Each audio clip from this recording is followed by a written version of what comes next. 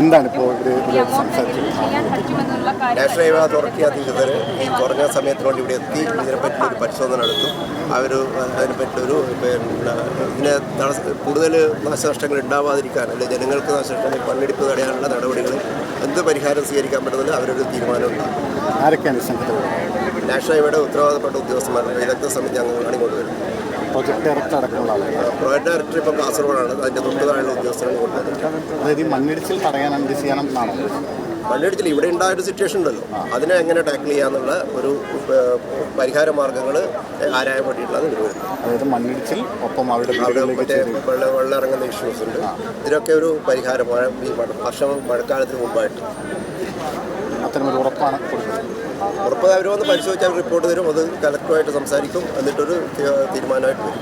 Collector ഇവരോട് സംസാരിച്ചിരുന്നു. ഇന്ന് അവരുടെ ഒരു മീറ്റിംഗ് വിളിച്ചിരുന്നു വെച്ചാൽ. അപ്പോൾ പ്രൈവറ്റ് ഡയറക്ടർ കാസർഗോഡാണുള്ളത്. പ്രൈവറ്റ് ഡയറക്ടർ സാറ് ഫോണിൽ സംസാരിക്കുന്നു, ഈ കാര്യങ്ങൾ സംസാരിക്കുന്നു. അതിൻ്റെ അടിസ്ഥാനത്തിലാണ് ഇവിടെ വരുന്നത്. പ്രശ്നപരിഹാരമാകും തീർച്ചയായിട്ടും.